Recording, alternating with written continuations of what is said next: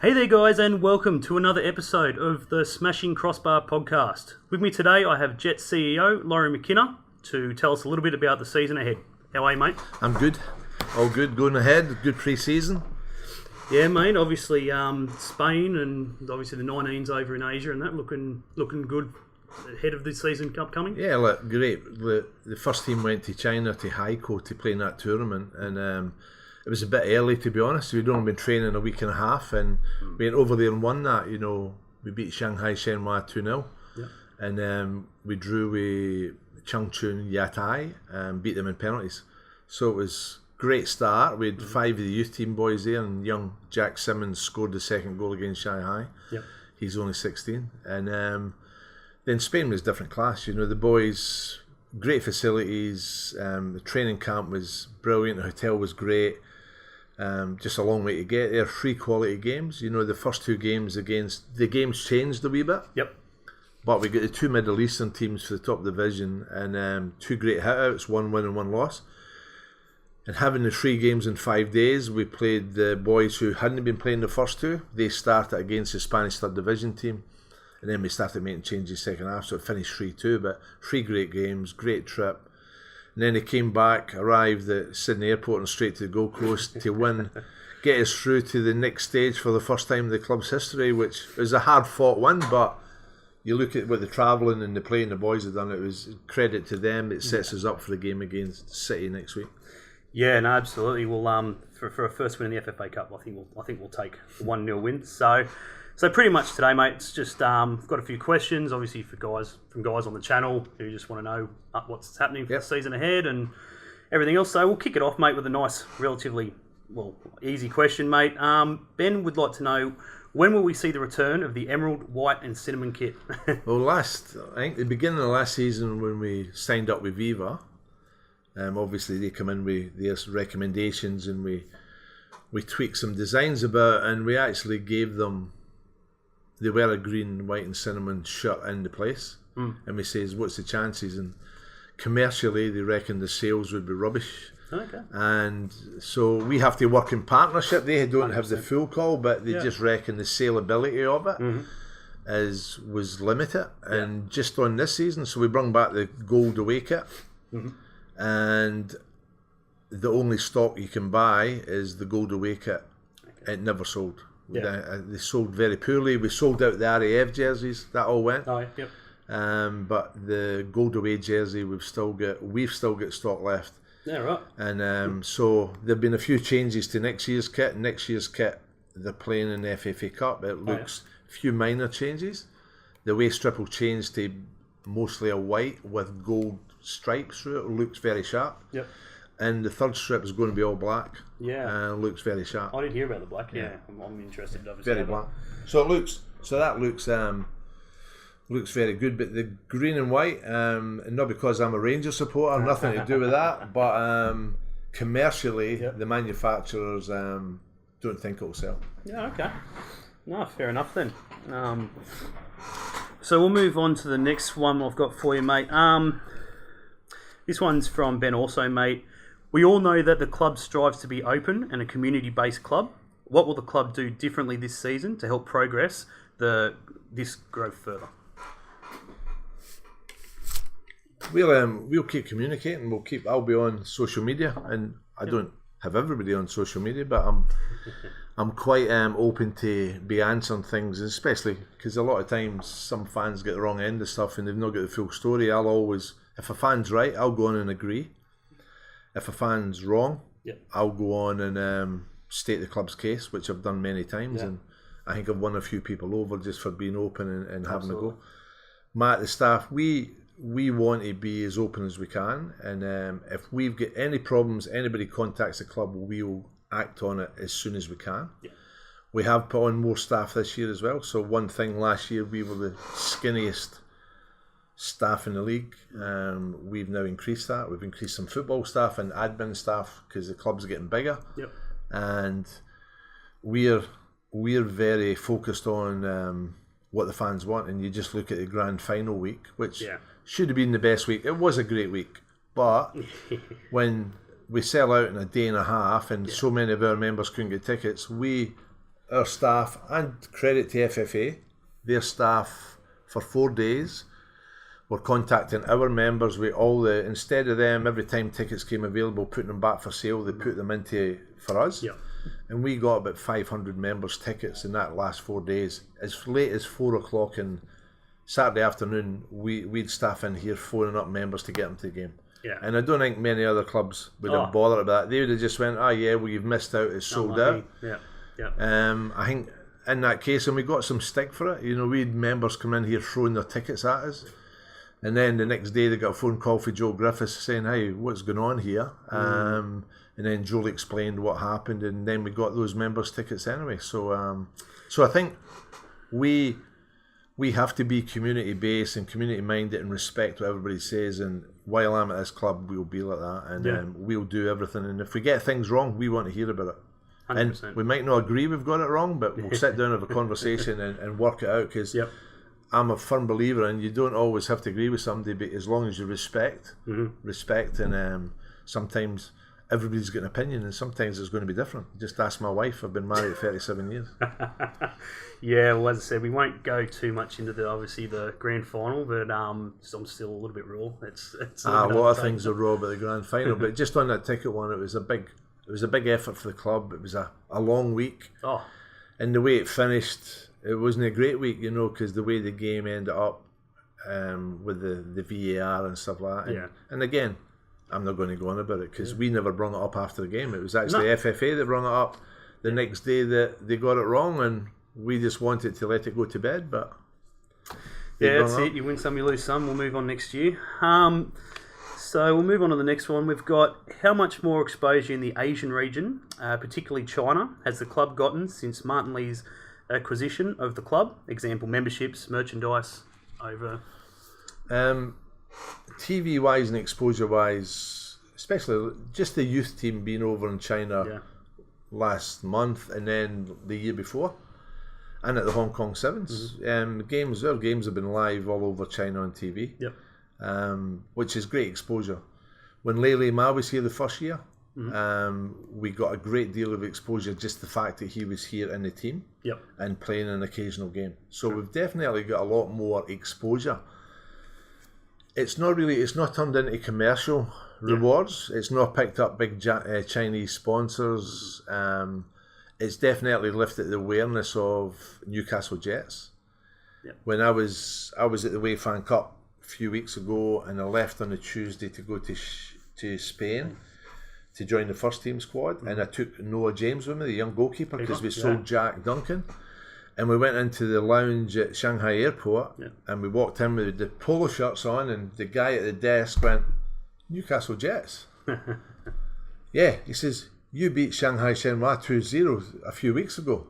I said, yeah, we did. And so he was a Shanghai Shenhua fan, but as soon as the logo, so people know who Newcastle Jets are now. So we've had a lot of exposure through Martin Lee in the last 2 years. But would they say commercially it's been a benefit to the club? Not at the moment. No, not this far. But exposure wise, it's definitely lifted the brand of Newcastle Jets and Newcastle as a whole. Even when we were in Spain playing those games, when we played the last game, the game was live streamed to 250,000 people watched the game. And our games are on Fox. We get 70,000 people watching the game. You know, that was just huge. And we had fans coming from all over Spain to meet Ronnie Vargas. Oh wow! So because it was in the paper, Vargas. There were Belgian people in Spain on holiday. There were people from Greece. So quite a handful of people actually came to some of our games to get a picture taken with him because he's such a big name when he was at Club Brugge and in Greece. So it's actually nice to see how big Ronnie was over there. We'll move down again, mate. We've got, without giving too much away, what can we expect for the next installation of the RAF round? Good timing. We had the RAF in here this morning. Oh, there we go. So brought in by Lachlan Mail. So so we've been talking to them. They've been fantastic. The two ladies, Monique and Rachel, they were in Darwin, so they've just come back. So we had the meeting this morning. So the RAF round we're looking at is going to be the Sydney FC game on the 10th of November. I think game 4. And it's Remembrance round. So we're trying, the only issue we've got, it's a 10 to 8 kickoff, and the planes can only do the flyover in the daylight. So it's daylight, it finishes about 7:30. Yeah. So we're now talking about doing it for when the teams come out to do the warm-up. But there's a lot of involvement with the A League. So now it's not us just dealing with RAF. So there's a contact for the Army now. So we're now had the meetings today, and we're now putting all through that. But we're looking to do it on the 10th of November against Sydney FC, and it'll be remembrance round. We just thought that was a fitting time that we did it for the respect to the armed services. That's what we're trying, and we're trying to get the band, the Air Force band. We're trying to make we're trying to get the RSLs involved. Yep. So we're going to try and make it a big remembrance day, because in Australia and around about the world, it's a very special day. No, that sounds good to me, mate. I really like that idea. Are we any closer to signing another striker as backup for O'Donovan and possibly now Joey? So we've been working, because I see posts on Facebook, when are we signing a striker, when are we doing this? It's going to be the talk until something happens. So when you're spending a fair bit of money, if it's a 9-month contract, you actually save a fair bit of money because of the length of our pre-season. So you can actually, instead of signing somebody in June, paying them over 12 months, you can sign somebody in end of August, beginning of September, and pay him over 9 months.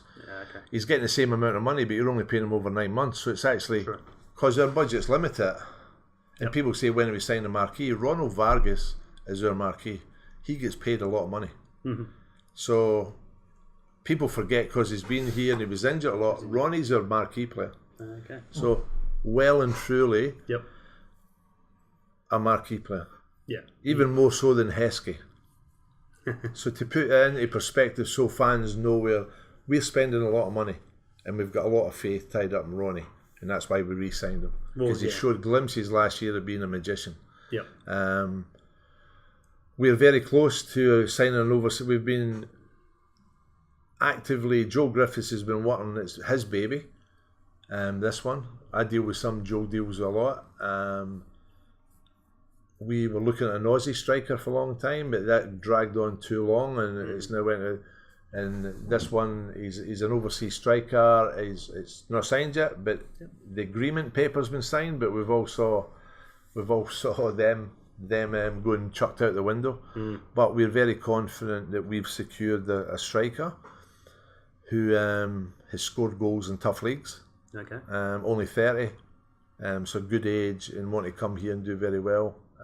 So hopefully in the next 4 or 5 days we'll make an announcement, and obviously subject to medical. Hopefully in the next week we'll have a high quality striker, because the thing is, what people don't realise and fans don't realise, when Roy we were always looking for a backup striker for Roy. Always. So you pay just normal money for that. You're not going over the top, because Roy's your main striker.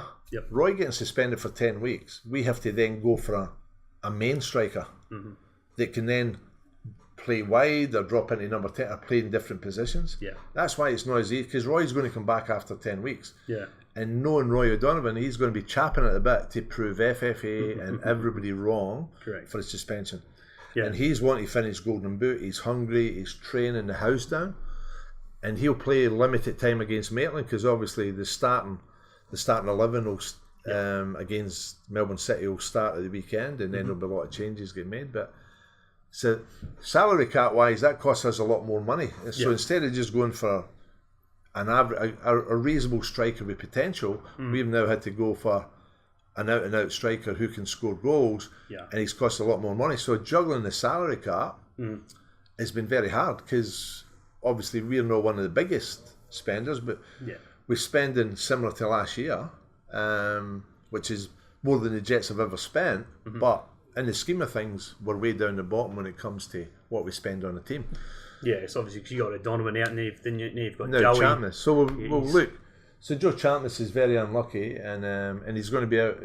We were thinking maybe 8 to 12 weeks. Now it's 16 to 20 weeks, and the operations went well, so everything's went really well. But now we have to we have to do an injury replacement. We've got Mitch Austin for Melbourne Victory up training just now with the boys, and he's settled in well. He'll come back up. He'll train next week again. Yep. So he's fitted in well. He'll not take part in the game at the weekend because he can. We tried to sign him last year, but Melbourne Victory wouldn't let him go because we heard he was unhappy, and we approached. He wanted to come. Ernie wanted him, and Victory wouldn't let him go. Then he done his knee, and he's came back for that, and he's fully fit. He's not lost any pace.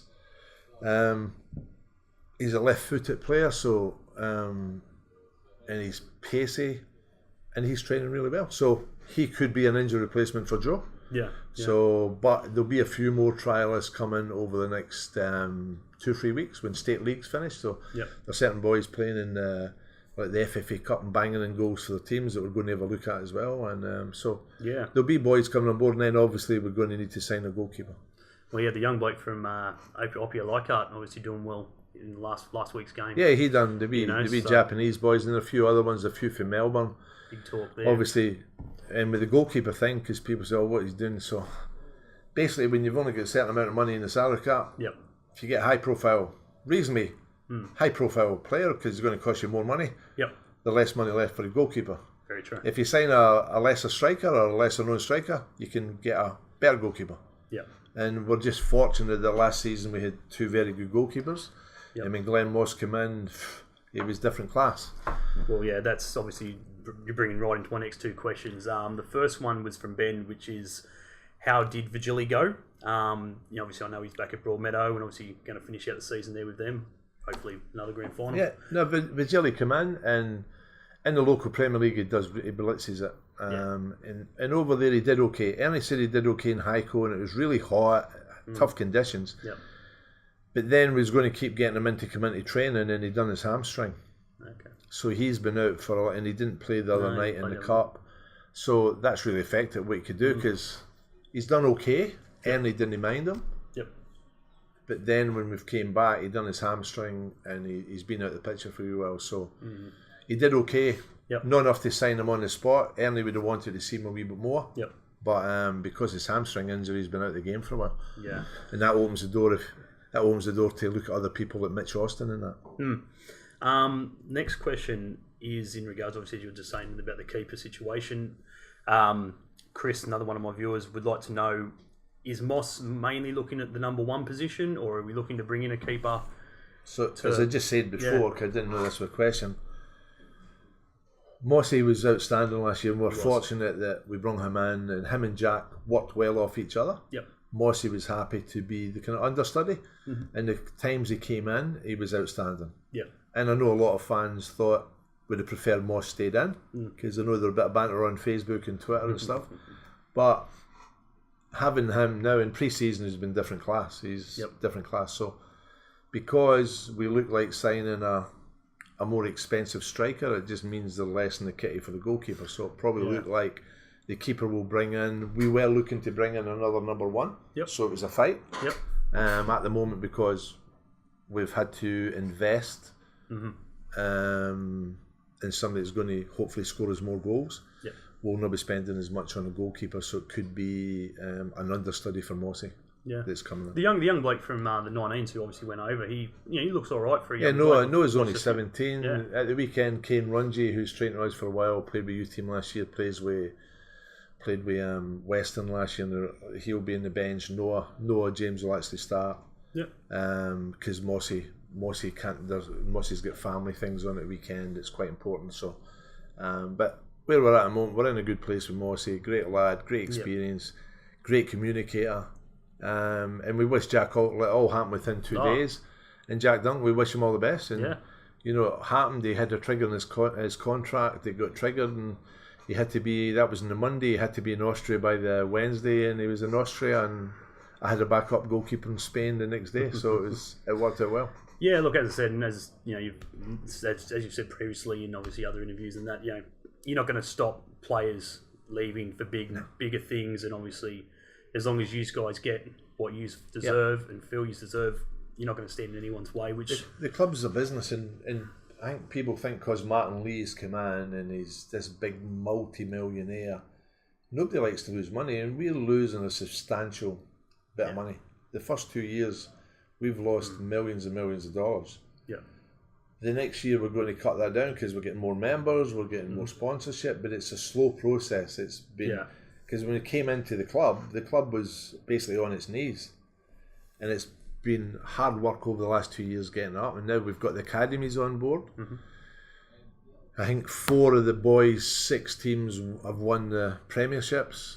2 of the girls' teams in the Sydney Cup have made the finals for the first time, you know. And bringing those in-house, because Northern used to run them for us, and the club used to pay them like a sponsorship fee to. That's cost us a lot of money to bring them on side. But now, this club's got its full academy. It's got the W League. We're a real club now. We've got everything under our roof, and this year it's the most successful our academy's been. And having 5 players in China for the youth team, and at the weekend, we'll have 4 or 5 youth team players making an appearance in the second half off the bench with the first team, which is good. Which is huge. What you want. We must have a good youth team coach. Labi Haliti. We'll go with that one. Brings me to another question. Lachlan would like to know. So obviously, Dimbu Trados had a fantastic season. Obviously on the pitch, and obviously then getting the call up for the Socceroos and so forth. He'd like to know, obviously, if he does go mid-year, obviously, you know, no one wants him to go and so forth.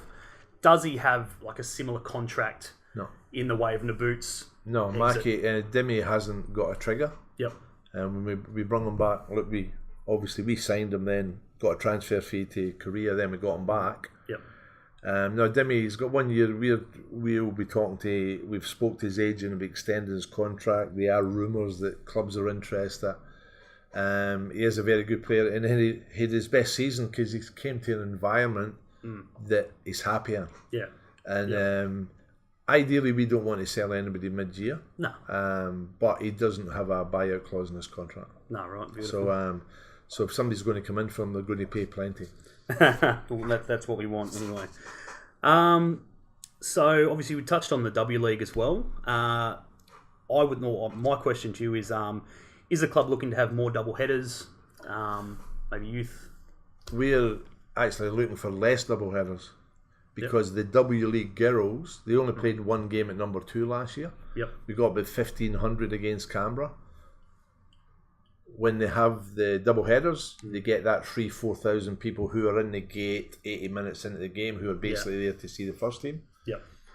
We think we can build that W League crowd to about 3,000 standalone, and it gives the girls that ownership. So the girls, when it came into the end of the season, when the girls were going for the finals, the girls wanted to play, if it was a home semi-final, at number 2 rather than the big stadium. And because number 2, the field was good, but it's their ground. That's where they'll train. They feel at home. So we've requested more standalone games for the W League. FFA's model is to play more double headers, but the year prior to that, we played, I think, 6 double headers, and I think we played 5 last year. We played the most. We've played the most over the last 2 years. But to give the girls their own ownership and it's their crowd, we think Newcastle would come out and support our girls in big numbers. We hope so, 100%. So that's our thinking behind it. Because the girls, they feel that's their pad, that's their training ground, that's their playing, and the crowd's there to watch them. I do believe we picked up another signing in the W League. Another a Matilda. Matilda. So another good signing, obviously, for the Jets. So Deansy does a great job. He just works away, does a lot of it himself, and he had a fantastic league year last year. So obviously, we answered almost a ton of my questions in your spiel there, mate, which is fantastic. I never read your list before. No, you didn't even know, which is unbelievable. So I think on everyone's minds in Newcastle, the whole Usain Bolt ordeal. We heard Ernie's thoughts yesterday. That was brilliant. That was Ernie at his best. Some of his one-liners are outstanding. Last night, I was pissing myself. That was very clever, and hopefully nobody in the Central Coast taking it offensively, because it was relating back to his 9.5, whatever his world record is. It was, and Ernie didn't pre-think that. It just came to him as he was talking. Obviously I was the mayor of the Central Coast for 4 years, and my job was to sell the town, which I did a good job on. But I got a fair bit of exposure for Gosford and the Central Coast, but I never got as much as what he's got them. So from a purely exposure point of view for Gosford, the Central Coast, Terrigal, the media huddle that turned up there the other day, they reckon it's the biggest media presence they've ever seen in sport in Australia. So, and who knows, he could turn up at Maitland at the weekend. I think he might. He's not going to be playing, but he might just turn up just before the game and watch the game, which would be great. But obviously he's going to play his first game next Friday down on the coast against the local select team. So, from a purely exposure point of view for the Central Coast, I think it's been great. Yeah, and then you can't take that away from him. He's a name. He's a world brand, and and I saw him training the other day in his little session, but that was all just put on for the cameras. So wish them all the best. We got offered them, and we weren't interested for one, because he's not an A League player. And we've heard so much banter on the web and stuff like that. We're jealous and la la la la. And it's just look, if he can work his way into a contract, good on him. He's an amazing athlete, and if he can work his way into being an A League football player, he's a better athlete than I thought he was. But he's 32. Obviously, he's the quickest man in the world, and he's obviously played football. You can see him juggling, and he's passed the ball. But I say to people, I can juggle and pass the ball as well, and I'm 57. So, but no. He's brought exposure to the A League. It'll be interesting to see what happens when he plays. And the guy, obviously, if he thinks he can be an A League player, he's confident. Well, time will tell, obviously. And again, I'm not a big fan of the Central Coast, but I don't think they'll sign him on a deal if they don't think that he can cut the mustard. Mike Mulvey came out the other night and said that he'll give him 12 months if it takes 12 months. Yeah, right. Wow. To make an effort. So we'll see. Yeah. But it's brought exposure. I was in the coast for a long time, and it's brought exposure to the town and the city, so that can only do them good. Yeah, 100%. Obviously, with all the signings coming in the last month or so, obviously Honda to Melbourne, and even today, just recently, De Jong to Sydney, and, so things like that. Obviously, I personally don't think we need that bigger. We've seen it with Vargas. A lot of people didn't even know who he was when he come here, and in 3 games or whatever it was. Nobody knew who he was, and then I checked him on Instagram. He had 250,000 followers. Went, wow. Now, and you're right. It's not everybody knows. If we can bring a Vargas back, and if you're saying he's going to play an A League game, he's going to bring people through the door. If he plays an A League game, and you'll see they'll get a big crowd next Friday against the local select team. I played many of them when I was a Mariners coach, and used to get your 1,500, 2,000 people, but they've moved the game to the stadium. They're charging reasonable coin as well. I think it's $10 for kids, $20 for general admission, and $45 for platinum tickets. So it's a lot of money to pay to go and watch a local select team. 100%. But they need to get some of their return back on the player what it's cost them. So credit to them for having a punt. Yeah. Obviously, talking about crowd figures and so forth. Have you got an idea of what we're at with members? Yeah, as of Friday we're over 6,000. So the click over happened. Yep. So not everybody's automatically clicks over. There were about 1,000 done before the click over. So as of when it clicked over, we wanted pre-done. There were over 5,000. Now they're over 6,000. So it's still going along. We want 11.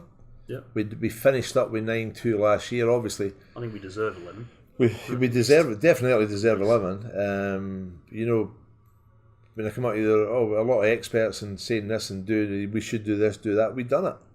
We had success on the park.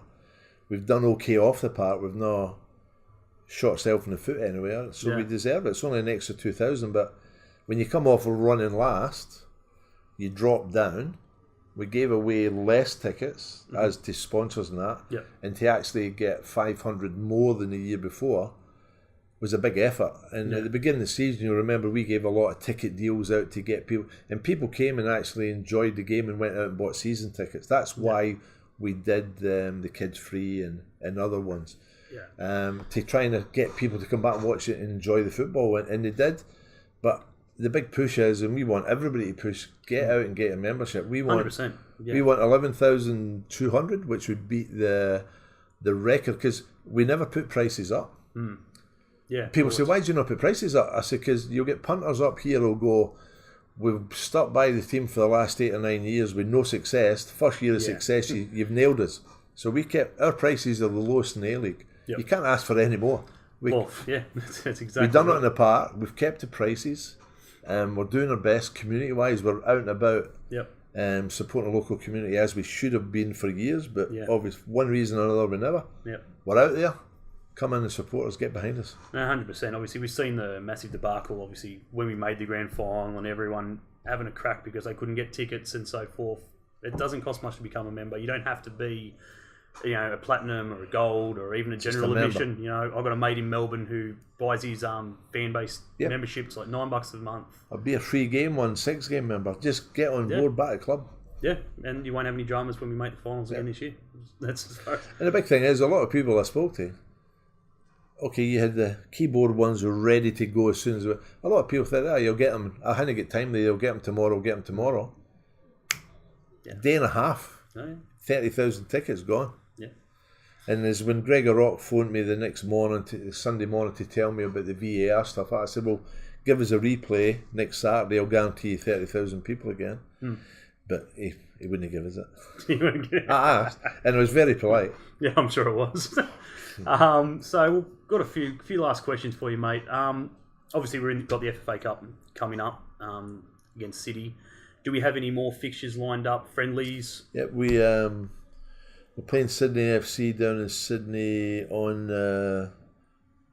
12th of September. So we're actually meant to play Melbourne City a week and a bit ago in a pre-season game down there, but we cancelled that because we got them the FA Cup. Yep. So, and then we're going to be playing an under-20 Socceroos squad, young Socceroos, early September. So we've got the young Socceroos, and then we've got Sydney FC, depending on the FA Cup, if we qualify. So then that depends where, because we've got FFA Cup fixtures. So between knowing after Wednesday, when we know what's happening with FFA Cup, we'll know the date. So we've got 2 games locked in, hopefully another few FFA Cup games. If we're not in the FFA Cup, then we can look at Western Sydney Wanderers. We can look at what teams are at the FFA Cup to get a couple of more games in. So definitely 2 more locked in, and depending on FFA Cup. Fair enough. And obviously, I'm certainly keen for the new season. I've already booked flights for Adelaide round 2, and obviously a few of the other guys are into it and keen for it as well. So yeah, we're itching. Is that the direct flight from Newcastle Airport? Not a chance. Too expensive? Way too expensive. Oh, right. Yeah, no, way too. We looked at it and I thought it was through Jetstar personally, so I was looking there, but it's through Pelican. No, it's Pelican. And they wanted like $200 or something like that, and that's cost me return to get $200 for Sydney. So a few of us are going down on the Thursday and come back to Saturday and get down there for that one. Obviously, Wellington was another one I wanted to do, but I can't do that round 1. Yeah, unfortunately, so we'll have to make that. It's a hard start for the boys as well. Away to Wellington, and it doesn't matter how. It's just a hard place to go. Yeah, and then Adelaide away is not going to be easy, and then at home to Melbourne Victory, and then you've got the RAF round hopefully against Sydney FC. It's a big start for us. Yeah, probably what we need though. I think. No easy games, and that's Wellington. Yeah. Is Wellington like when I was coaching? It's like, oh no, we got off to Wellington. It's a hard place. Yeah, just with travel, hanging about, the conditions there. Sometimes it looks on TV, it's just nothing too flash, but then you actually get there, the wind swirling around that stadium, and it's a very hard place to go and get a result. Yeah, and obviously all the other teams, well, it's as you said, it's there's no easy rounds, and they're all looking pretty good. Yeah, this season, obviously Adelaide looking well, and everything else. So, what was the other one I've got? Ben wanted to know, mate. Obviously, he knows you're a Rangers fan, and he'd love to know your thoughts on Steven Gerrard taking over Rangers. How do you? So he's came in and unbeaten. I watched the game live on Sunday night, Rangers versus Mo Club Kilmarnock, and he's transformed the. 5 minutes and members. Okay. He's transformed the team around. I've watched them over the last few years. They bring in all these managers, and they've come in. The team's not played for them. They bring in foreigners who it didn't matter about the jersey. And I watched them, and a lot of English boys there and foreign boys there. But he's Morelos, the guy up front who's scoring all the goals. He wouldn't run the length of this room last season. Now he's bursting his case, and I think they've played 4 games in Europe so far. They've played league games, FA League Cup games. He's got this. They're playing for the jersey now and playing for him. Yeah. And the way he's handled himself in the media, I think he's been outstanding, because he's got 50,000. Okay, even last year they were still getting their 48, 49,000. Yep. Sold out every week. It's just they've jumped back. He's got the atmosphere at the games. The fans are into it. Everybody's bought into it. I think it's been brilliant with Rangers, and I know he was a youth team coach at Liverpool. For a career move for him, it's great. Come to a big. You look at Brendan Rodgers with Celtic. He's done a fantastic job. Yeah. He'll end up back in the English Premier League after he's done his stint at Celtic. Yeah. Gerrard's came there to get runs on the board, do well, and get back to Liverpool. He'll be back at Liverpool one day, and Rangers will have helped in that. Yeah. Well, I've got two last questions for you, mate. Speaking about Liverpool, I'm actually one of the members of the Newcastle Liverpool group down here. We get down pretty much down to a local cafe in town and watch the guys play every week. One of the guys in the group would like to know is, do you know of any Liverpool Jets players? I don't know off the top of my head. There are some, because I've heard the banter. Craig in the office, he was just at Anfield the other week. He just come back. They definitely are Liverpool fans. I think Roy's Man United, but no.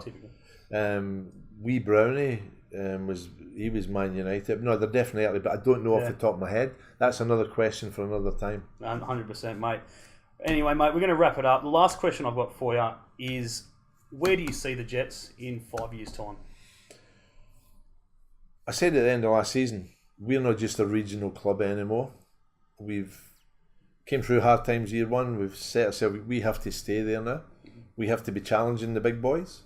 So we're not going to be seen as shit kickers anymore. Yep. We rate ourselves. Ernie's happy with the boys, happy with pre-season. So why should we think if we say we're a little club, and that's an excuse? We don't need excuses anymore. We need to be proud of who we are. Yep.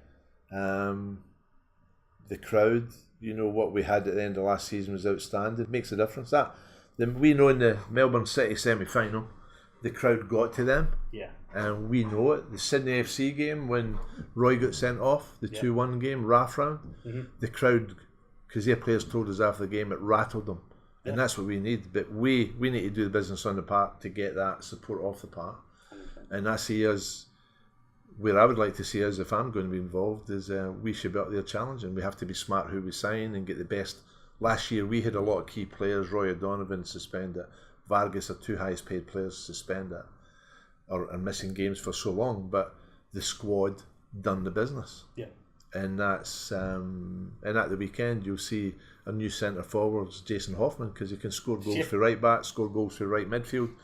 So he'll be up front. Yeah, and look at Kantarovsky, you look at him, boys who are okay, they were outstanding, and it was our squad that got us through last year, and we just need to be smart who we buy. And Griffo's here, the King's here, doing a good job. He's on full time now, and I see us continue what we started. I've always been a winner at football and anything I've done, and I don't want to come out here and just be a middle of the league team. We're a big team now, and what we do off the park has to be professional, and there's a board out there. We want to be the number 1 sporting team in Australia on and off the park. That's the club statement, and that's not winning every week, but it's respecting people and doing the right thing on and off the field. And the more we do that, the more the fans will come on board, and we keep winning games, we'll get fans. 100%, mate. Well, honestly, mate, in 5 years' time, I hope you're still with us and plugging along, and obviously getting us to where we should be. I feel where we should be, big club, and obviously great history and great support. Absolutely, mate. No, been a pleasure. Thank you very much, mate. Cheers, pal. No worries, and we'll speak to you hopefully again, maybe halfway through the season, end of the year. Hopefully, I'm still smiling. I'm bloody hoping so. Cheers, mate. Thank you very much. So once again, guys, I'd like to thank Lawrie for his time today, obviously answering questions, and I hope you guys got what you were expecting out of the interview. Again, we hope to catch up with him mid-year or towards the latter end of it to see obviously how we're going, and hopefully obviously tracking nicely into the finals. So obviously before I wrap up the episode, we're just going to go into the this week's EPL tips. Obviously the guys submitted to me knowing that I was obviously doing this interview this week. So yeah, look, we've all just gone City with against Wolves. Leicester Southampton, we've got Lockie gone Leicester, Chris has gone a draw, Ben's gone Leicester, and I've gone the draw with that one. Arsenal West Ham, Lockie's gone Arsenal, Chris has gone Arsenal, Ben's gone Arsenal, and so have I. So we've all gone Arsenal with that one. Bournemouth Everton, we've got Lockie with the draw, Chris with Everton, Ben with Everton, which I'm not too impressed about by those guys, but anyway. I've tipped a draw in that one. I think Bournemouth might have a bit of guts to maybe take something away from that one. Huddersfield Cardiff, we've got Lockie with Cardiff, Chris with a draw. We've got Ben's gone Huddersfield and I've gone Cardiff. Liverpool Brighton, Lockie's gone Liverpool, Chris has gone Liverpool, Ben's gone Liverpool, and so have I. Obviously, I don't think we're going to be stopped against Brighton. Watford Crystal Palace, we've got Lockie with Palace, Chris with Watford, Ben with Watford, and myself with Palace. Fulham versus Burnley, we've gone Lockie with a draw, Chris with Fulham, Ben with Watford, with a draw, and myself with Fulham. Newcastle Chelsea, everybody's gone Chelsea there. I don't think Lowry's tune's going to get up over Chelsea in that one. And then the final one to wrap it off, United versus Tottenham. So we've gone Lockie with Spurs, Chris with United, Ben with Spurs, and I'm the only one who's tipped a draw in that one. I think it's going to be a good game, and hopefully they can belt shit out of each other and come away with more injuries than goals, personally. So, yeah, look, again, guys, obviously we're going to wrap it up just about there. I hope you guys enjoyed the interview with Lawrie as much as I enjoyed, obviously, doing it with him. So again, guys, I can't stress enough to obviously like my content, subscribe as well. Obviously, there's going to be hopefully a fair few more interviews, obviously with the likes of Lawrie and hopefully some of the other back staff and some of the players maybe. And obviously jump on over to a few of the guys, Ben's channel, obviously Corner Flag Games, which is also part of the Len Network, which I do work with as well. Just another weekly, somewhat podcast channel. And look, guys, as I said, muchly appreciated. If you feel free to comment, or if you've got any other questions for Lawrie, I'm sure he'll be happy to answer them, and I'm sure I can get them to him. And he'd love to answer any other questions you've got. But yeah, till next time, guys. I hope you've enjoyed it, and we hate Coast Scum. Cheers, guys. See you later.